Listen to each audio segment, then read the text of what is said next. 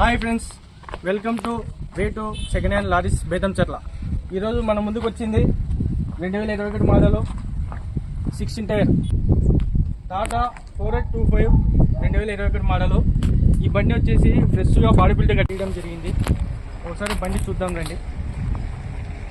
ఈ బండి 5 రేకు డివైడర్ రేకు, ప్లాట్ఫారము రైల్వే ప్లాట్ఫారము.